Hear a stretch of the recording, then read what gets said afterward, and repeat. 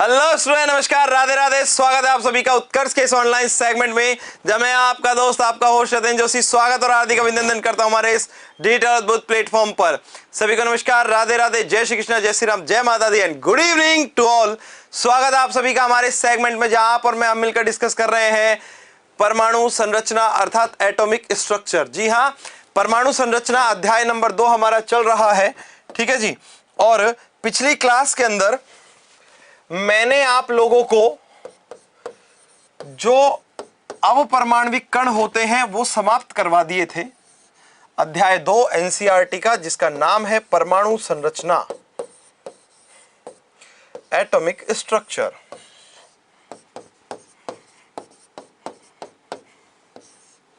ठीक है।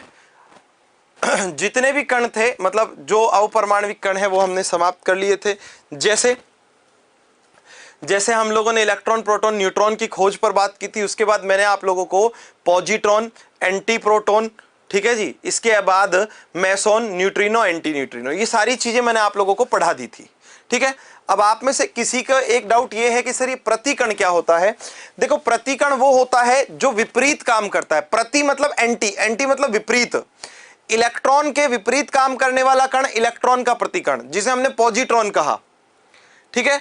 जिसमें सारे गुणधर्म इलेक्ट्रॉन के जैसे हों, मगर एक गुणधर्म जो आवेश की प्रकृति है वही उल्टी है, उसमें वही उसके जैसी नहीं है। ठीक है, वही क्या है, उसके जैसी नहीं है। तो इन्हीं को हम लोग क्या कहते हैं, प्रतिकण अर्थात एंटी पार्टिकल के रूप में जानते हैं। कौन से पार्टिकल के रूप में? एंटी पार्टिकल के रूप में। तो आओ आगे की बात शुरू करते हैं। और आज मैं आप लोगों को सबसे पहले बताऊंगा परमाणु क्रमांक क्या होता है। तो लाडलो इस बात पर ध्यान देना, परमाणु क्रमांक क्या है। आप लोग कहते हो कि सर हाइड्रोजन का परमाणु क्रमांक 1 है, तो भाई क्यों है हाइड्रोजन का परमाणु क्रमांक? परमाणु क्रमांक या परमाणु संख्या कहते हैं इसको, परमाणु क्रमांक या परमाणु संख्या। ठीक है जी, मतलब एटॉमिक नंबर कहते हैं हम इसको। कौन सा नंबर कहते हैं इसको? एटॉमिक नंबर कहते हैं हम इसको। ठीक है, नंबर, परमाणु क्रमांक या परमाणु संख्या, एटॉमिक नंबर के रूप में हम इसको जानते हैं। और प्रश्न ये है कि सर ये एटॉमिक नंबर होता क्या है। तो सुनो, आप क्यों कहते हो कि हाइड्रोजन को 1 नंबर पर रखते हैं, हीलियम को 2 नंबर पर रखते हैं? ठीक है ना। जी हाँ, चलिए ऐसे ही यहां देखो, हीलियम को 2 पर रखते हैं, लिथियम को 3 पर रखते हैं। क्यों सोडियम 11? क्यों यूरेनियम 92? अरे क्यों क्लोरीन 17? अरे मेरे सखा, क्यों ब्रोमीन 35? सोचो जरा, सोचो। हाँ, हार्ड नहीं है बेटा, ये समझने की है, याद नहीं करनी है। याद तो केमिस्ट्री में कुछ करना ही नहीं है ना, रटना नहीं है। केमिस्ट्री, फिजिक्स, मैथ्स, बायोलॉजी, इनमें कुछ नहीं रटना। ठीक है, क्यों? क्योंकि अरे सखा, फिजिक्स केमिस्ट्री बड़ी बेवफा, रात को रटी सुबह सफा। समझो, कॉन्सेप्ट ही तो बता रहे हैं, वही तो बता रहे हैं, बस इतनी बात है। अब लाडलो, मैंने क्या कहा, ऐसा क्यों है कि हम लोग कहते हैं कि ऑक्सीजन 8 नंबर पर रखा जाएगा? क्यों रखोगे भाई? कारण है। क्यों हम लोग कॉपर को 29 पर रखते हैं? अरे भाई, क्यों स्कैंडियम जो है वो 21 पर रखा जाता है? क्यों सिल्वर 47 है ना? हाँ, कोई कारण है इन सब का, और इन सब का कारण क्या है? परमाणु क्रमांक। और परमाणु क्रमांक किससे बताएंगे? किसी भी परमाणु के नाभिक में जितनी प्रोटॉनों की संख्या होती है वही उसका परमाणु क्रमांक होता है। वापस सुन लो लाडलो, किसी भी परमाणु के नाभिक में जितनी प्रोटॉनों की संख्या है उतना ही उसका क्या है? परमाणु क्रमांक है। बस इतनी सी बात है, यही तो याद रखने की बात हुई। क्या लिख देता हूं, किसी परमाणु के नाभिक में, परमाणु के नाभिक में उपस्थित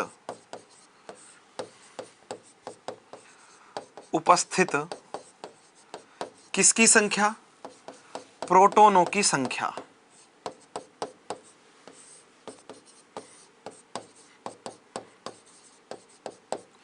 किसकी संख्या? प्रोटॉनों की संख्या क्या कहलाती है?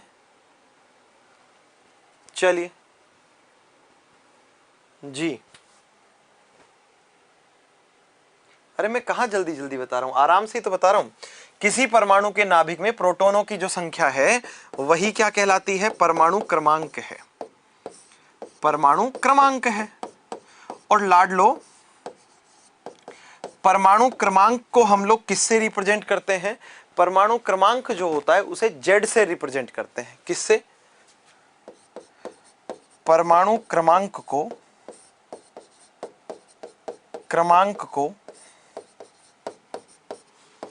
जेड से प्रदर्शित करते हैं। किससे, जेड से प्रदर्शित करते हैं। किसे, परमाणु क्रमांक को, है ना। किसे जेड से प्रदर्शित कर रहे हैं हम लोग, एटॉमिक नंबर को, परमाणु क्रमांक को। ठीक है, पहली बात। वहीं दूसरे नंबर पर हम लोग बात करें तो ध्यान देने की बात यह है कि परमाणु क्रमांक किसके बराबर हो गया, एटॉमिक नंबर परमाणु क्रमांक बराबर क्या, परमाणु क्रमांक बराबर, बराबर किसके, बोलो ना, हाँ बराबर क्या, नाभिक में प्रोटॉनों की संख्या। किसकी संख्या, प्रोटॉनों की संख्या, number of protons in nucleus. नाभिक में किसकी संख्या, प्रोटॉनों की संख्या, इसको दर्शाएगा। ठीक है ना, क्या, जी हाँ, सिंपल सी बात है। तो देखो यहां पर Z बराबर क्या हो जाएगा, Z बराबर हो जाएगा लाडलो P, नंबर ऑफ प्रोटॉन मतलब P, आसान है। ठीक है, चलिए सिंपल सी बात है। ठीक है, हाँ, पता कैसे चलता है कि किसमें कितने प्रोटॉन है कितने न्यूट्रॉन है, ये हम बताएंगे ना, कौन बताएगा आपको, यतेंद्र सर बताएंगे, तो चिंता क्यों करनी है आपको। ठीक है ना, चलिए कोई बात नहीं। अब आगे का राज की बात सुनो लाडलो, क्या, कोई परमाणु है आपके पास और वो परमाणु वो है जिस पर कोई आवेश नहीं है, मतलब आयन नहीं है, कोई क्या नहीं है, आयन नहीं है। जिस पर आयन नहीं होता है कोई, तो उसे हम लोग कहते हैं उदासीन परमाणु। क्या कहते हैं, उदासीन परमाणु। तो लाडलो इस बात पर ध्यान देना कि कोई भी उदासीन परमाणु जो होता है उसमें इलेक्ट्रॉनों की संख्या उतनी होती है जितनी प्रोटॉनों की संख्या होती है। उदासीन परमाणु जिस पर कोई आवेश नहीं होता। ठीक है, चलिए, उदासीन परमाणु में, न्यूट्रल एटम में, उदासीन परमाणु में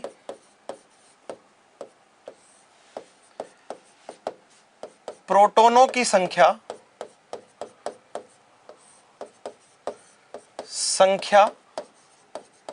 व इलेक्ट्रॉनों की संख्या समान होती है। किसकी संख्या, प्रोटॉनों की संख्या व इलेक्ट्रॉनों की संख्या जो है वो कैसी होगी, समान होती है, समान होती है।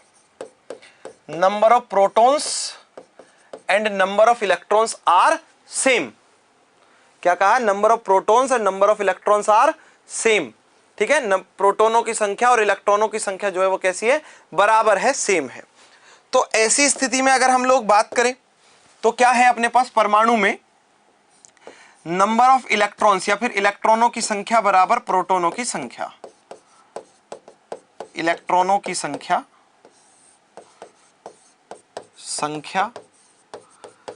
बराबर प्रोटॉनों की संख्या। और प्रोटॉनों की संख्या पहले से किसके बराबर है, पहले से परमाणु क्रमांक के बराबर है। परमाणु क्रमांक मतलब Z, बोलो हाँ के ना, हाँ ठीक। तो अगर ये इसके बराबर है तो आप लिख सकते हो ना कि number of electrons is equal number of protons, और प्रोटॉन Z के बराबर है। तो ये वाली स्थिति भी अपने पास आ जाएगी एक। ठीक है, ये स्थिति भी आ जाएगी। अब बात ये है कि सर प्रोटॉनों की बात तो कर ली, इलेक्ट्रॉनों की बात तो कर ली, आगे की बात भी तो करनी पड़ेगी ना। और आगे क्या है, आगे है न्यूट्रॉन। तो न्यूट्रॉनों की संख्या कैलकुलेट करने के लिए क्या चाहिए भाई, न्यूट्रॉनों की संख्या कैलकुलेट करने के लिए चाहिए द्रव्यमान संख्या, जिसको हम लोग क्या कहते हैं, मास नंबर कहते हैं। क्या कहते हैं, द्रव्यमान संख्या, मास नंबर कहते हैं जिसको, द्रव्यमान संख्या, मास नंबर। ठीक है, चलिए, मास नंबर, इसी को हम लोग क्या हो गया, या परमाणु द्रव्यमान इस नाम से जानते हैं। मतलब एटॉमिक मास, मास इस नाम से जानते हैं। ठीक है,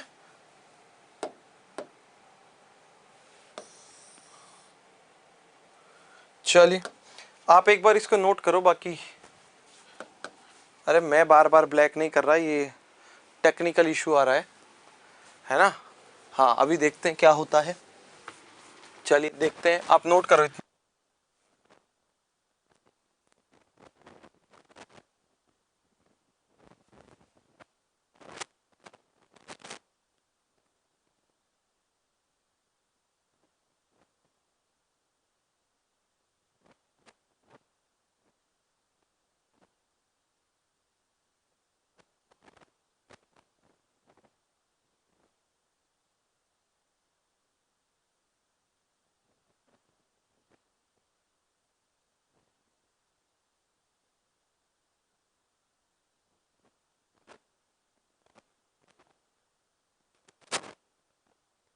हाँ चलिए, हाँ तो अब मैं आप लोगों को बताता हूं कि मैं आप लोगों से बात कर रहा था द्रव्यमान संख्या के बारे में।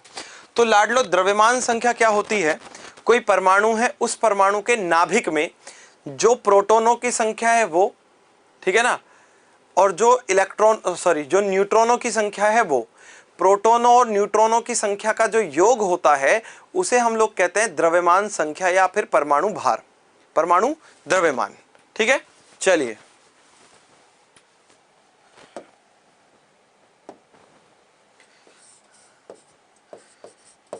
किसी परमाणु के नाभिक में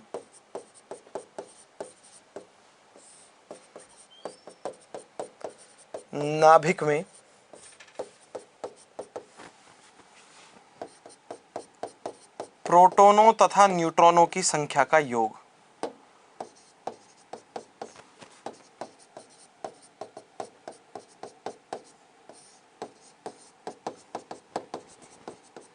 संख्या का योग, ठीक है, ये क्या कहलाता है? यही क्या है? द्रव्यमान संख्या है। क्या है? द्रव्यमान संख्या है।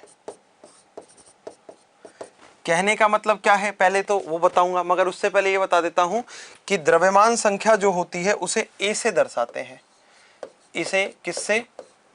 कैपिटल ए से प्रदर्शित करते हैं। किससे प्रदर्शित करते हैं? कैपिटल ए से प्रदर्शित करते हैं। ठीक है, किससे रिप्रेजेंट करोगे? ए से रिप्रेजेंट करोगे। ठीक है, पहली बात। दूसरी बात क्या है कि भाई आपके पास द्रव्यमान संख्या है क्या? तो लाडलो, जब भी लिखोगे ना द्रव्यमान संख्या मतलब मास नंबर, तो द्रव्यमान संख्या के रूप में लिखोगे नाभिक में प्रोटॉनों की संख्या, नाभिक में किसकी संख्या? प्रोटॉनों की संख्या, प्रोटॉनों की संख्या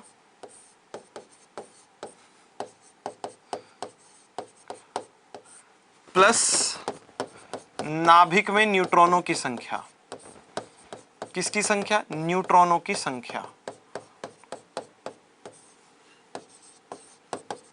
अब लाडलो, सब बच्चे तो जानते ही हो क्या कि भाई साहब, ठीक है, क्या जानते हैं? सब जानते हैं कि द्रव्यमान संख्या को ए से रिप्रेजेंट करते हैं, बराबर प्रोटॉन जो होते हैं वो पी से रिप्रेजेंट किए जाते हैं और न्यूट्रॉन जो है वो एन से रिप्रेजेंट किए जाते हैं। ए बराबर पी प्लस एन। अब कभी आप लोगों को यहां से प्रोटॉनों की संख्या निकालने की जरूरत पड़े तो क्या करोगे भाई? तो यहां अपने पास रखो P बराबर, इसका ट्रांसफर करो तो क्या हो जाएगा? A minus n. ये प्रोटॉनों की संख्या निकल गई। वहीं अगर कभी न्यूट्रॉनों की संख्या निकालनी पड़ी तो वो क्या होगी? A minus P. ये होंगे हमारे पास प्रोटॉन और न्यूट्रॉन। क्या होंगे? ये होंगे प्रोटॉन और न्यूट्रॉन। ठीक है जी हाँ भावेश, वो भी कराए जाएंगे, चिंता मत करो। ठीक है, हाँ, I think voice is proper and voice is clear. यहाँ से कोई किसी प्रकार की दिक्कत नहीं है मेरे हिसाब से, सबको आ रही है ना एकदम। चलिए, एक भाई साहब पूछ रहे हैं कि सर आपका नाम क्या है। देखो ऐसा है, पहली बात, अगर क्लास स्टार्टिंग से सुनी हो आपने तो मेरा नाम आपको पता चल जाएगा। और जैसे मैं आप लोगों के आपके कमेंट देख पा रहा हूँ भाई साहब, आपने कम से कम ये कमेंट कर दिया है 15 बार, ठीक है, 15 बार आपने कमेंट कर दिया है। और 15 बार के बाद ये स्थिति आ गई है कि अगर आप इतना पूछोगे मुझसे, डाउट हो तो पूछो ना, नाम में क्या रखा है, और एक दिन नाम आपको अपने आप पता चल जाएगा, चिंता मत करो।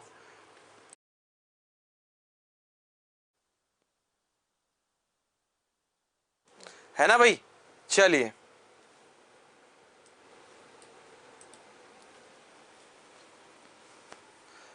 ये हम लोग कैलकुलेट कर चुके हैं, ये हम लोग निकाल रहे हैं, है ना, हो गया। अब देखो आगे की बात सुनो। जब भी कोई परमाणु है तो उसका प्रतीकात्मक प्रदर्शन किया जाता है, एटॉमिक रिप्रेजेंटेशन कराया जाता है। और उस परमाणु का एटॉमिक रिप्रेजेंटेशन कैसे कराते हैं वो मैं आप लोगों को बताता हूं। देखो, परमाणु का प्रतीकात्मक प्रदर्शन, सिंबॉलिक रिप्रेजेंटेशन ऑफ एटम, परमाणु का प्रतीकात्मक प्रदर्शन, कि परमाणु को प्रतीक के रूप में कैसे लिखते हैं। ठीक है, परमाणु का प्रतीकात्मक प्रदर्शन, कि परमाणु को प्रतीक के रूप में कैसे लिखते हैं। ठीक है, ये समझो, परमाणु को प्रतीक के रूप में कैसे लिखते हैं, ये ध्यान से सुनिएगा, बहुत अच्छे से सुनिएगा। अब ध्यान से भाई, मान लो कि कोई परमाणु है, यदि परमाणु का प्रतीक जो है, प्रतीक ये है x, क्या है x, परमाणु क्रमांक क्या रखते हैं हम लोग, z, परमाणु क्रमांक बोलो क्या रखते हो, z, और लाडलो द्रव्यमान संख्या क्या लिखते हो, a, मास नंबर क्या लिखते हो, a लिखते हो। तो इन सभी स्थितियों में, इन सभी परिस्थितियों में क्या, इन सभी स्थितियों में, इन सभी परिस्थितियों में होगा क्या, ये सुनो। तो परमाणु का प्रतीकात्मक प्रदर्शन कैसे करोगे, तो इन सभी को रखते हुए परमाणु का प्रतीकात्मक प्रदर्शन क्या है, ये सुनो। प्रतीक के रूप में प्रदर्शन क्या है, प्रतीकात्मक प्रदर्शन, सिंबॉलिक रिप्रेजेंटेशन क्या है, ये देखो, ऐसे लिखोगे किसी भी परमाणु को, ये प्रतीक,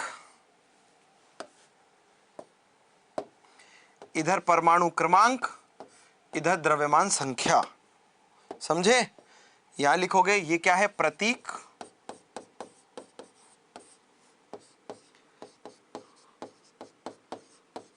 परमाणु क्रमांक, ये क्या है, द्रव्यमान संख्या, मास नंबर।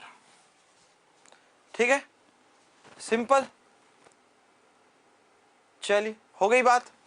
उदाहरण क्या है इनके, क्या उदाहरण क्या है, उदाहरण है जैसे जैसे हम लिखते हैं 1H1, लिखते हो ना, लिखते हो 6C12, लिखते हो ना, लिखते हो Na1123, ये सब इसके उदाहरण है।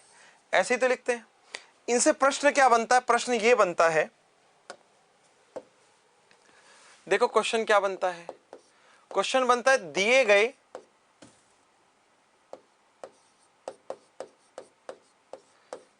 गए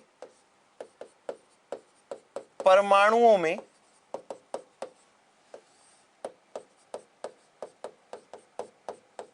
प्रोटॉन, इलेक्ट्रॉन और न्यूट्रॉनों की संख्या ज्ञात करो। प्रोटॉनों, इलेक्ट्रॉनों व न्यूट्रॉनों की जो संख्या है वो ज्ञात करो। क्या करना है, ज्ञात करनी है।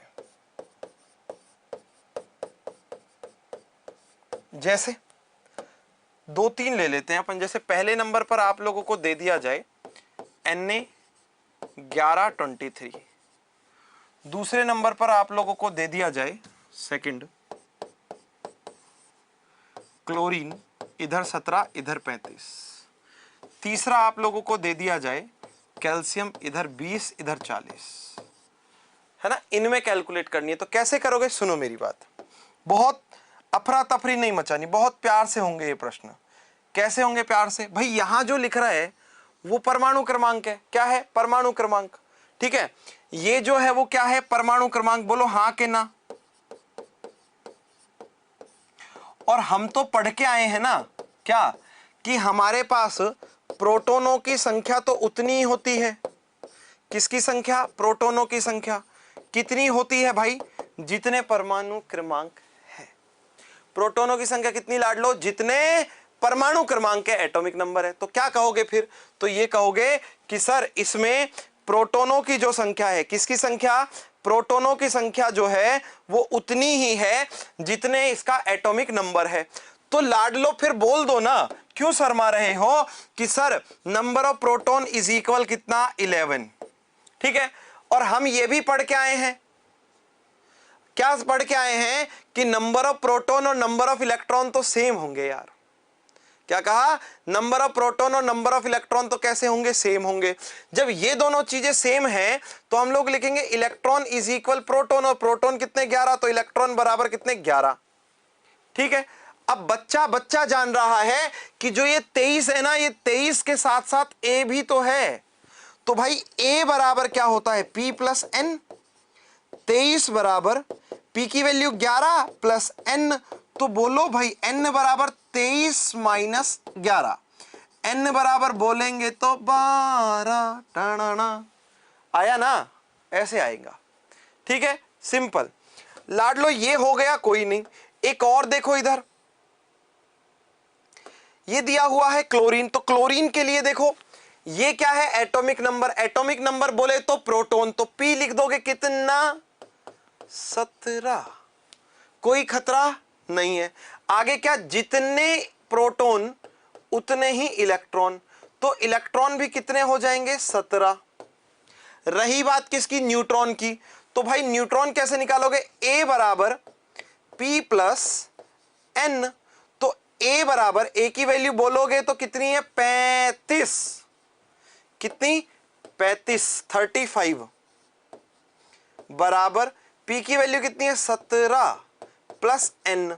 तो n बराबर क्या हो जाएगा आपके पास, 35 माइनस 17, घटा के देखोगे तो कसम से 18 आएगा। तो ऐसे निकाल लोगे। अब दो क्वेश्चन मैंने कर दिए, तीसरा क्वेश्चन आप लोग कर दो तो मुझे मजा आ जाएगा। मुझे बता दो कि तीसरे क्वेश्चन के अंदर नंबर ऑफ प्रोटॉन कितने हैं, नंबर ऑफ इलेक्ट्रॉन्स कितने हैं, और नंबर ऑफ न्यूट्रॉन्स कितने हैं, फटाफट से बता दो। अरे ऐसे नहीं होता, क्लोरीन 35.5 ऐसे नहीं लिखा जाता, ठीक है ना, ठीक है, ऐसे नहीं लिखा जाता। 35.5 का ये रीजन नहीं है, मैं ऑलरेडी पिछले चैप्टर में समझा चुका हूं, समझे ना, दिमाग मत लगाओ। 35.5 लिखेंगे, कौन लगाता है भाई, किसके पास है 35.5 वाला, जबरदस्ती का दिमाग लगाना तुम्हें। 35.5 कैसे आता है, ये पिछले चैप्टर में बताया था। क्लोरीन के दो आइसोटॉप होते हैं, एक 35 एक 37। 35 जो है वो प्रकृति में पाया जाता है 75 के प्रतिशत में, और 37 जो है वो पाया जाता है 25 के प्रतिशत में। मतलब 25 और 75 और 25 का रेशो निकालोगे 3:1 आएगा। उसके बाद कैलकुलेट करो 35 गुणा 3 प्लस 37 गुणा 1/4, क्योंकि 3 + 1 4, सॉल्व करोगे तब आएगा, वो औसत है, समझे। हम तो अच्छे करते हैं नाटक। चलो ये देखो 20 प्रोटॉन है, 20 ही इलेक्ट्रॉन है, और न्यूट्रॉन अगर निकालोगे 20 - 40 करोगे तो कितना आ जाएगा, 20 ही है। तो इसके अंदर सब कुछ 20 ही 20 है, सब 20 है, ठीक है। चलिए तो फटाफट फटाफट अपन एक बार नोट कर लेते हैं जो जो आप लोगों को पढ़ाया मैंने अभी, ठीक। ये तो नोट करवा दिया था, इस पर आ जाओ, फटाफट से नोट करो, चलो।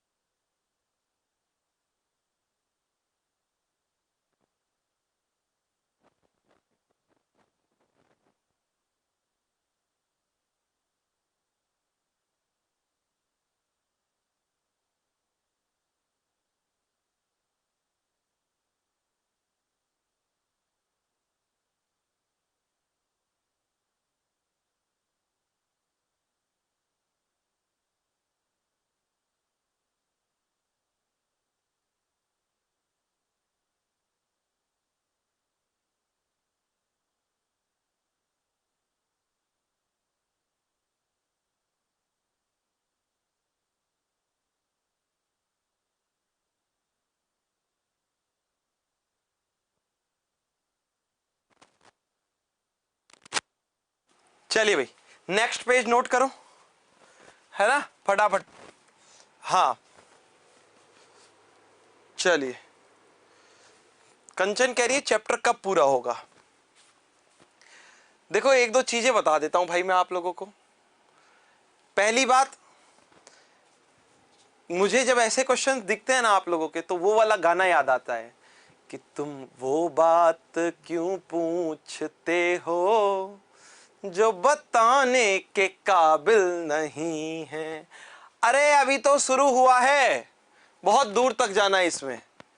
करो नोट इसको फटाफट।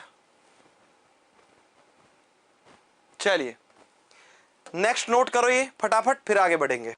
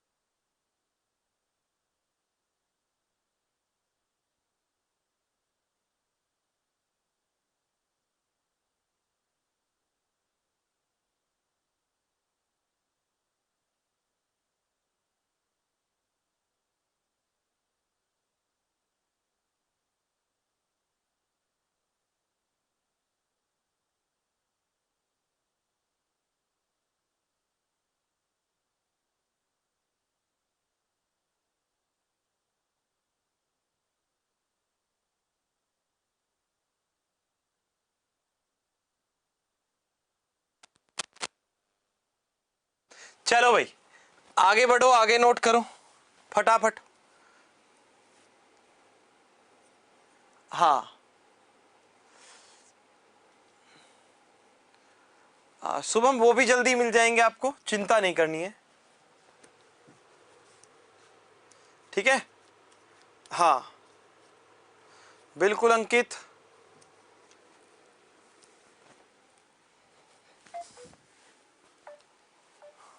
हाँ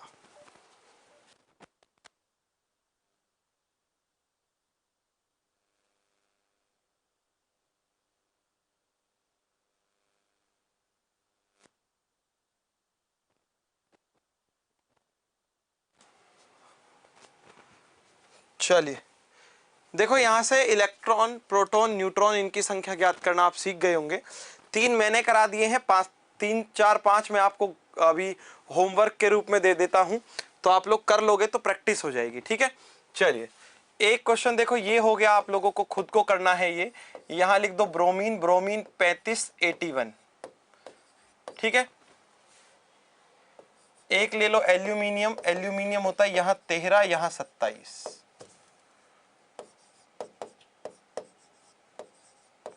ठीक है।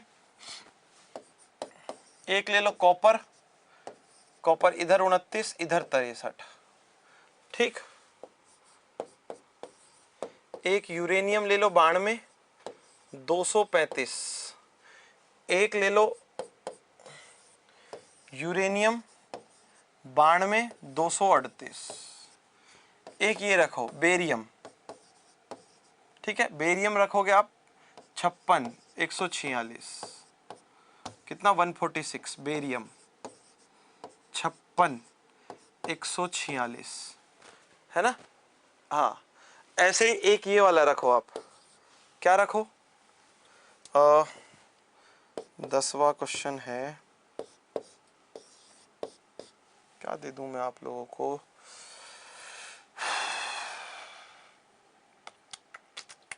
हाँ थोरियम लो 9222, है ना। ये क्वेश्चन आप लोगों के होमवर्क है। क्या ये सारे के सारे क्वेश्चंस क्या हैं आप लोगों के होमवर्क है। अब कर लेना आराम से बैठ के, ठीक है। थोड़ी सी जगह छोड़ दो फिर आगे बढ़ेंगे। इनको नोट कर लो, ये आप लोगों के लिए होमवर्क है, HW का कार्य है, होमवर्क है, इनको नोट करना है आपको। ये मैंने आप लोगों को सिखा दिए हैं, ठीक है ना। जी हाँ ओके।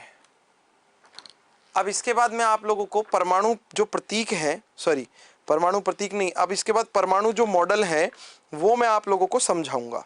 मगर परमाणु मॉडल से पहले छोटी छोटी 2-4 चीजें हैं वो मैं आप लोगों को बता देता हूं। जैसे जैसे एक होता है समस्थानिक, एक होता है समभारिक, और एक सम न्यूट्रॉनिक, एक होता है सम इलेक्ट्रॉनिक। ठीक है ना, सिंपल। ये चार चीजें हैं जो फटाफट बता देता हूं, फिर परमाणु प्रतीक पढ़ने वाले हैं, सॉरी परमाणु मॉडल पढ़ने वाले हैं। उसके बाद पहले समभारिक समझो क्या होता है। पहले समस्थानिक समझो। समस्थानिक, समस्थानिकों को प्यार से कहते हैं अपन आइसोटॉप्स। क्या कहते हो इनको प्यार से? आइसोटॉप्स कहते हैं। अब प्रश्न ये है कि लाडलो आइसोटॉप्स क्या होते हैं? तो भाई देखो, आइसोटॉप्स के बारे में बात करें, आइसो मतलब सेम, टॉप्स मतलब पोजीशन वाले। ठीक है ना, जी हाँ। हाँ, कृष्ण जांगिड़ जैसे लिखवाया वो सही लिखवाया, चिंता मत कर। ठीक है ना, कह रहे हैं कि सर द्रव्यमानों को राइट साइड में लिखते हैं, ऐसा जरूरी नहीं है। ठीक है, हाँ चलो ओके। देखो समस्थानिक की बात करते हैं तो ध्यान से सुनो। समस्थानिक क्या होते हैं अपने पास? सम मतलब समान, स्थान मतलब वो परमाणु क्रमांक, और इक मतलब समान परमाणु क्रमांक वाले। ऐसे परमाणु जिनके परमाणु क्रमांक तो है समान, मगर जो द्रव्यमान संख्या है, मास नंबर है, वो है भिन्न भिन्न, उन्हें कहते हैं समस्थानिक। क्या कहते हैं? समस्थानिक। ठीक है, क्या कह रहा हूं? ऐसे परमाणु जिनके परमाणु क्रमांक समान, एटॉमिक नंबर तो है सेम, समान, किंतु द्रव्यमान संख्या, जिसे मास नंबर कहते हैं, क्या? द्रव्यमान संख्या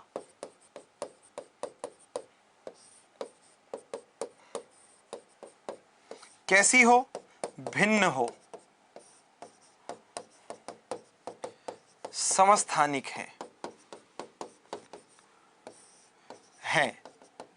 जैसे उदाहरण के लिए समझो, एग्जाम्पल, कार्बन के 3 समस्थानिक हैं।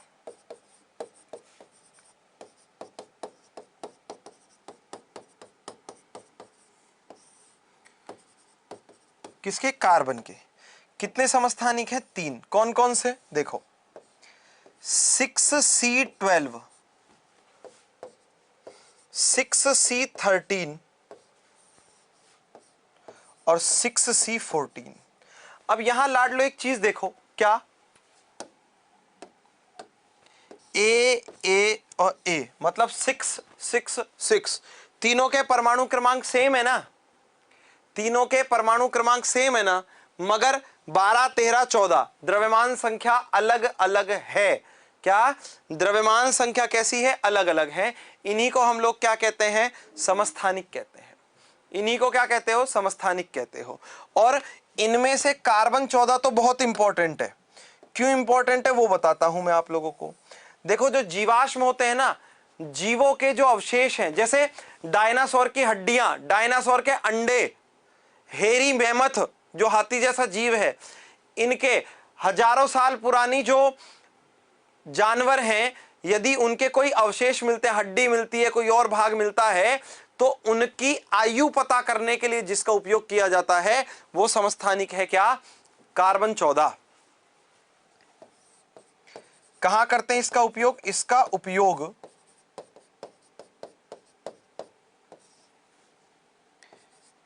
जीवाश्मों की आयु के निर्धारण में, जीवाश्मों की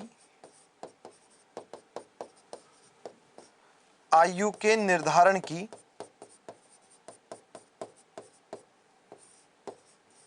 कौन सी विधि? कार्बन डेटिंग विधि।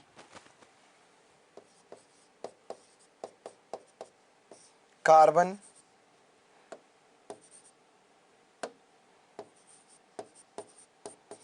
डेटिंग विधि में करते हैं। किस में करते हैं? कार्बन डेटिंग विधि जो है उसमें करते हैं। ये कार्बन 14 उपयोग में आता है। ऐसे ही देखो, हाइड्रोजन के 3 समस्थानिक हैं। कितने? 3।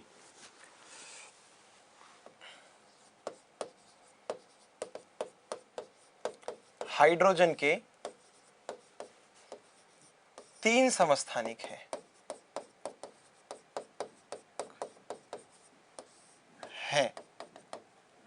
ठीक है, अब प्रश्न वही कि सर कौन कौन से 3? तो देखो, एक तो होता है 1H1, एक होता है 1H2, एक होता है 1H3। 1H1 का नाम जो है वो कहलाता है प्रोटियम। 1H1 क्या कहलाता है? प्रोटियम कहलाता है।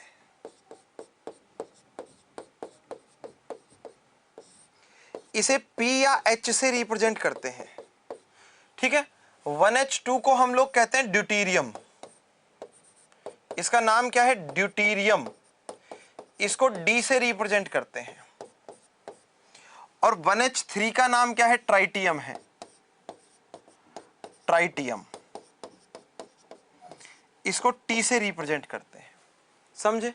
अब लाडलो एक चीज बताता हूं मैं आपको, इनके अंदर आप क्या करें, या अपन क्या करते हैं, 1H1, 1H2, 1H3 के अंदर number of protons, number of electrons और नंबर ऑफ न्यूट्रॉन्स कैलकुलेट करते हैं। क्या?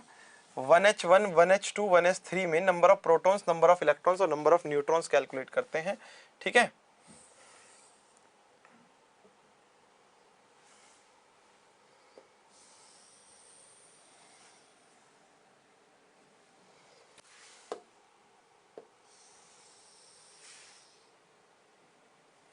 चलिए तो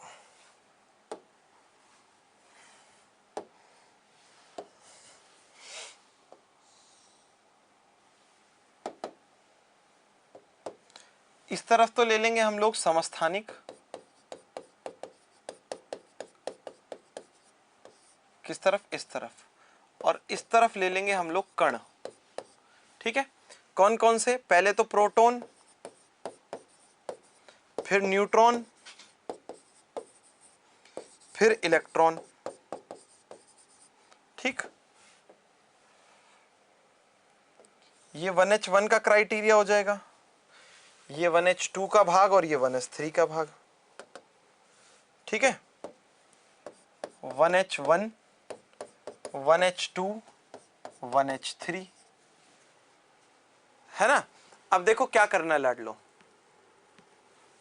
देखो बहुत अच्छे से सुनना। नंबर ऑफ प्रोटॉन कैलकुलेट करने हैं ना, कैसे निकालोगे नंबर ऑफ प्रोटॉन? जितना परमाणु क्रमांक उतने प्रोटॉन। बोलो हाँ के ना? तो सबका परमाणु क्रमांक सेम है, 1, है ना? न्यूट्रॉन, अच्छा उल्टा लिख दिया क्या? यहां लिखेंगे हम लोग इलेक्ट्रॉन, इधर लिख लेंगे न्यूट्रॉन। ठीक है, इलेक्ट्रॉन, जितने प्रोटॉन उतने इलेक्ट्रॉन। बोलो हाँ के ना? है ना? और लास्ट बात यह है कि भाई सर न्यूट्रॉन कैसे निकालेंगे? न्यूट्रॉन निकालेंगे इसमें से, ए में से पी को घटाकर। ये ए है, ये पी है। एक में से एक गया तो कितना बचा? 0। 2 में से एक गया तो 1, और 3 में से एक गया तो 2। तो जब देखोगे तो प्रोटॉनों की संख्या समान है, इलेक्ट्रॉनों की संख्या समान है, मगर न्यूट्रॉनों की संख्या कैसी है? भिन्न भिन्न है। तो भाई पहली चीज तो देखो, 2 चीजों पर ध्यान देना, बहुत ज्यादा जरूरी 2 चीजों पर ध्यान देना। पहली चीज तो आपके पास जो ये 1H1 है ना, ये एकमात्र ऐसा परमाणु है जिसके नाभिक में न्यूट्रॉन एब्सेंट है।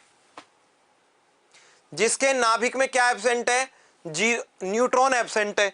न्यूट्रॉन 0 है, मतलब न्यूट्रॉन नहीं है। एकमात्र परमाणु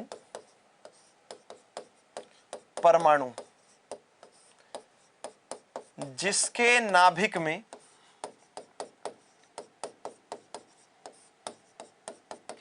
क्या नहीं है? न्यूट्रॉन। न्यूट्रॉन अनुपस्थित है। जिसके नाभिक में क्या एब्सेंट है? न्यूट्रॉन। पहली बात, इसी को आवारा तत्व कहते हो यार। ध्यान दो इन चीजों पर भाई साहब। क्या भविष्य में बातें आएंगी याद, जब तैयारी करोगे ना कंपटीशन के लिए तो याद आएगा। ठीक है, कि सर ये कहते थे क्या कहते हो इसको? आवारा तत्व कहते हैं। 1H1 हाइड्रोजन ही तो क्या है? आवारा। यस यस यस, क्या है? आवारा। ठीक है, सिंपल। फिर यार आगे की बात अगर इसमें पढ़ोगे, क्या आगे की बात जब इसके अंदर पढ़ोगे तो आपको यह भी पता चलेगा कि भाई जब number of proton same, number of electron same, क्या अंतर है? अंतर क्या है? 1 2 3, 0 1 2, है ना? 1 2 3 के बीच में अंतर क्या है? न्यूट्रॉन अलग अलग है। तो याद रखो भाई साहब, क्या याद रखोगे? जो मैं कह रहा हूं वो याद रखो। क्या? कि समस्थानिकों का निर्माण न्यूट्रॉनों की संख्या में भिन्नता के कारण होता है। समस्थानिकों में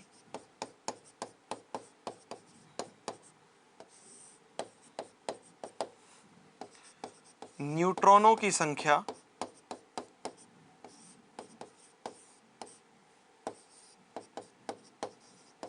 कैसी होती है? अलग अलग होती है।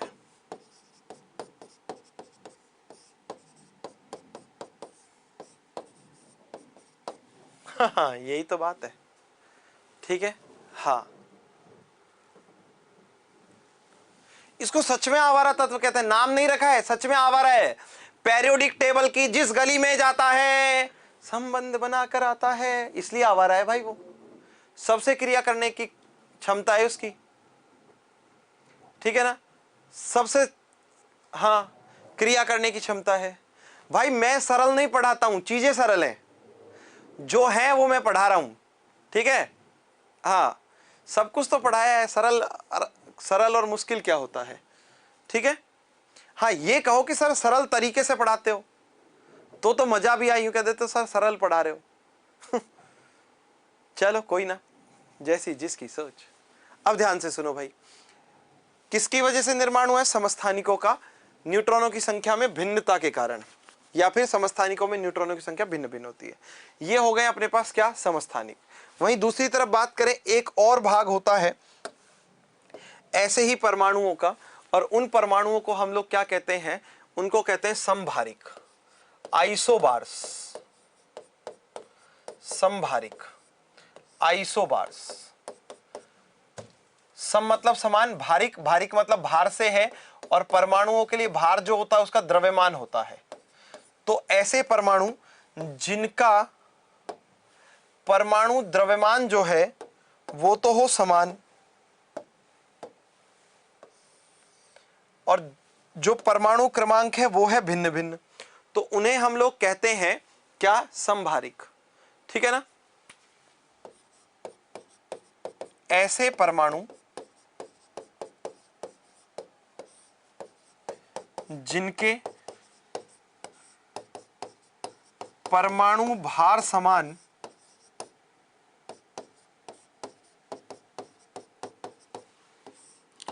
किंतु क्या अलग अलग हो? परमाणु क्रमांक अलग अलग हो। ठीक है, परमाणु क्रमांक कैसे हो? भिन्न हो, समभारिक है। क्या है? समभारिक है। ठीक, जैसे एग्जाम्पल के लिए बात करें तो देखो,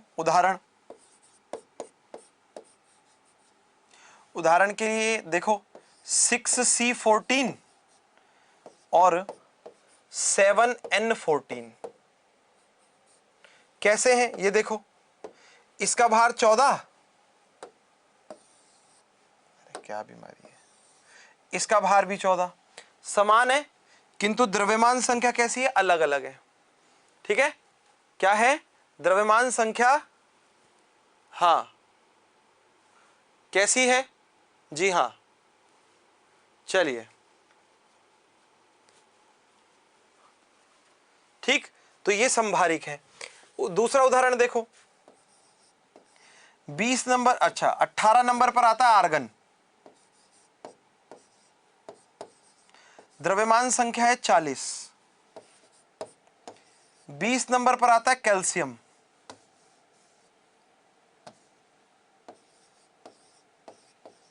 द्रव्यमान संख्या है 40। ये देखो 18 और 20 अलग अलग है परमाणु क्रमांक, मगर द्रव्यमान संख्या 40 और 40 बोलो सेम है। सेम है तो सेम है, ठीक है ना, सिंपल सी बात है ना। कह रहे sir I am new student, कोई रेस्पॉन्स नहीं है। अरे भाई स्वागत आपका उत्कर्ष परिवार में, अब इससे ज़्यादा तो क्या ही रेस्पॉन्स दूँ। मन लगा के पढ़ो, है ना, जिस चीज़ के लिए पैसा लगाया है, समय लगा रहे हो, उस पर मन लगाओ बस, ठीक है। ये होते हैं संभारिक। कुछ तत्व ऐसे होते हैं, चलिए नोट करवा दूं, ओके करवाते हैं भाई। ये लो भाई, ये तो आपने नोट कर लिए थे, छापो, शुरू हो जाओ।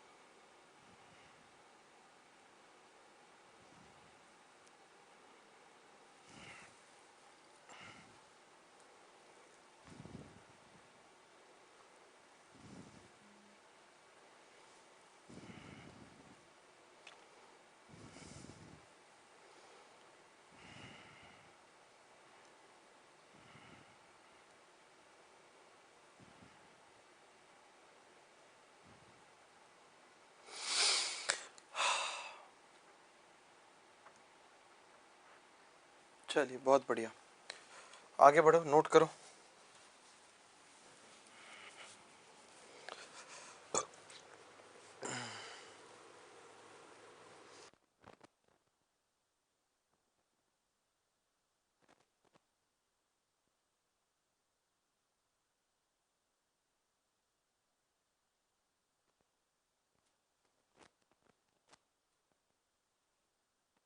चलो आगे नोट करो भाई, है ना।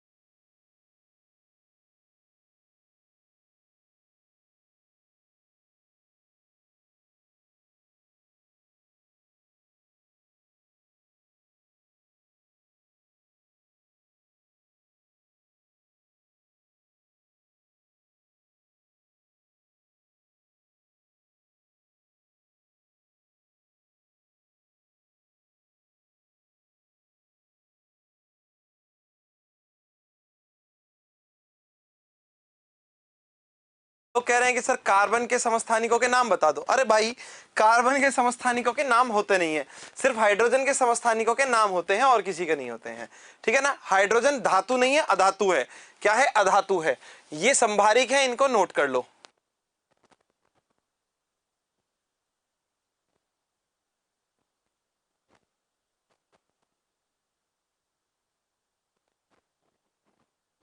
चलिए, तो ये संभारिक है। इसके बाद सम न्यूट्रॉनिक और सम इलेक्ट्रॉनिक, दो चीजें और पढ़ाऊंगा, फिर परमाणु मॉडल शुरू करूंगा। और जी हाँ, ये सारी चीजों पर बात करेंगे हम लोग अगली क्लास में, क्योंकि अभी लेता हूं मैं आप लोगों से विदा। आप लोग पढ़ते रहिए, आगे बढ़ते रहिए। जय हिंद, जय भारत, जय जवान, जय किसान, जय विज्ञान। राधे राधे।